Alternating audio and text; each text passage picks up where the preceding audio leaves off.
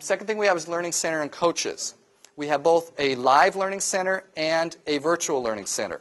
Learning centers provide coaching and assistance in 3 particular areas that we think are especially challenging or that we've observed are especially challenging to students: finance, accounting, and statistics. We have learning coaches associated with each of those. I believe each of them are here tonight. I've seen 2 of them that you can meet downstairs as your coaches in those areas. You'll be assigned to a learning shell.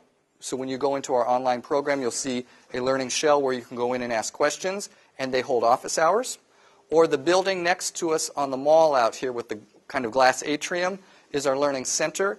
They hold live office hours that they post down there where you can go meet with them for one-on-one coaching if you have challenges in any of those 3 areas. We also have a writing coach. No matter how good you think your writing is, it can always be improved by a coach helping you, looking at it, providing advice to you. Communication is one of the most important skills you have as a professional. It's also one of the ones that companies report as most lacking. And I've seen graduate writing, and there are folks who really need a lot of help and may not realize it. And others of you write particularly well. I encourage you to contact your writing coach. When you get into your classes, there'll be a contact information for her, and she works virtually, although she can also come to campus and meet with you if you want to meet one-on-one, to assist you with your writing, provide you feedback on your writing. Advisors and program directors, does anyone here not know who your advisor is? You don't know the name of your advisor. Anybody? I got one. What's your area? Management. So you're an MBA? So Michael? Michael Leschner, who is downstairs, so we'll get a chance for you to meet Michael. The rest of you know your advisors: Julia, Nicole, Angie, and Roger and Nisha. Everybody good? Okay. They are the ones to go through with any question. And in fact, if you ask some of the professors some things, they've already been told to say to you that's something your advisor can talk to you about. So that way they don't give you bad information.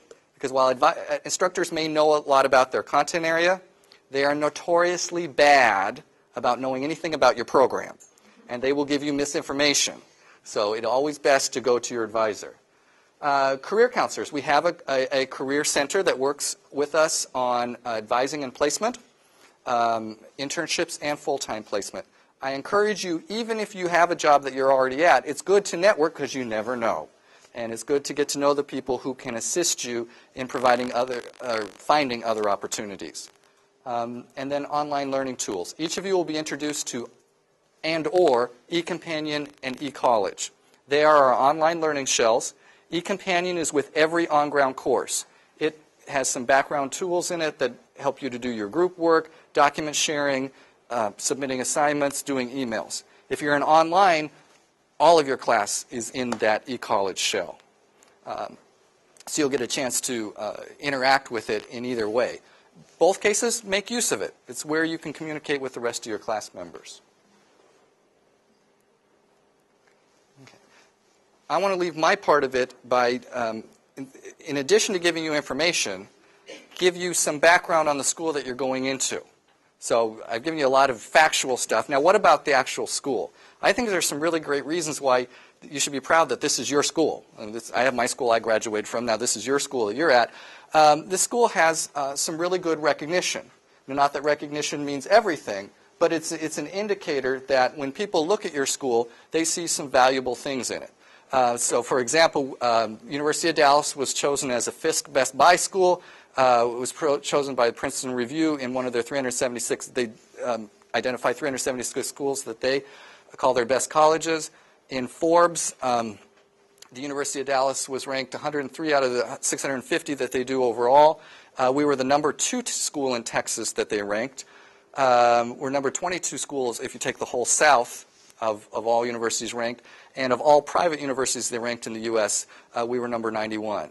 And as a small school, to have this much recognition is really pretty amazing, especially a younger school as this. U.S. News, looking at best colleges, we're number 15 out of 115 in the region, and we were number 2 out of the 32 Texas schools. And we were one of the 15 Western region schools that they designated as great schools, great prices.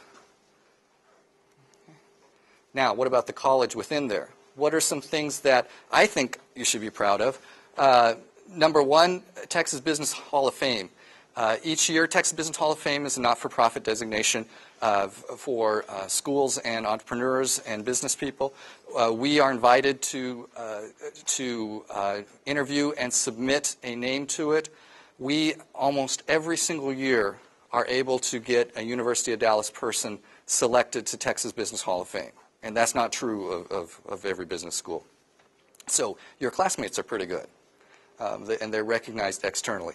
We have multiple Fulbright scholars. Fulbright scholars come to us through a competitive process from other universities around the world.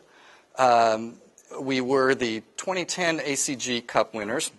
Each year, there's a competition of business schools in the region, and ACG is an association that deals with mergers and acquisitions. So this is a real skills-based. It's a competition about looking at a merger or acquisition and the financing of it and the decisions about it. And you're judged by people from the industry, others merger acquisition experts. And we came out number one. Our competitor schools that year were SMU, UTD, TCU, and one other. I don't remember which one on it. So it's really nice to be able to say, look, our folks beat out all the rest and are able to practice skills that are valued amongst industry professionals. We have several successful alumni entrepreneurs, and I can give you examples. I always use them for my graduation speakers and such. My graduation speaker last April was a gentleman who, like yourself, in fact, most of you have more experience than he came with. He came actually from India. He came without experience. While he was here at school, he was working on campus and started his own business. His business was listed in Forbes in November as a, what was it, Blythe? A top entrepreneurial business. I think I read that they do, I don't remember how many billion in sales they do now, but 1.2 billion in sales. So, and he's just one example. We have more than that. The guy that presented at my December graduation currently has 11 or 13 corporations. It's just a crazy number of corporations. He's a true entrepreneur. You probably recognize his businesses without knowing him. He practically, in my estimation, owns the media industry for the South Asian community in Houston and Dallas. You might have seen their things, Fun Asia. They have some theaters and such. He owns all of that. And on top of it, he's a CPA. And on top of that, he has a number of IT firms. So we have some really exciting alumni who are your now classmates for it. I told you about HR Southwest Educator of the Year. Tonight downstairs, if you meet Dr. Malero, she was designated HR Southwest Educator of the Year based on her teaching. She was nominated by her students. And this is through SHRM. I heard some HR people in here. SHRM is the major association for HR people. So really a wonderful designation for the faculty. And then finally I told you about the NSA and Homeland Security designation for the cybersecurity program. So all in all, some really neat things to be proud of as the university as a whole and as the college. And I want you to take advantage as much as you can, because much of that is about your alumni and your co-students. So you can interact with, and the faculty that you interact with. That takes you through all of my introduction and overview. Are there any questions of me? Your next step is just a few minutes with Julia, and she's going to cover some basics about really the operations of registration and such, and the types of things that the advisors talk to you about. Before I introduce Julia, I wanted to point to one person in the room who's back there busily taking notes. Ann Irwin. Wave at the crowd, Ann. Ann Irwin is our corporate relations manager. Ann's role is to make sure that your school has a relationship with all the major corporations in the area. Ann herself comes from major corporations. You were how many years with? 31 years, and you were with Alcatel-Lucent and with Samsung. And here and in Korea, because you were in Korea for a while with Samsung. So Ann, like many, not just our faculty, but many of our staff come from really wonderful careers and are here to support and help you. It reminds me of John Christensen in the career office, who spent 30 years with Verizon before becoming a professional career services person. So the staff understand you. They understand people working in the industries that you're working. So I really encourage you to work with them.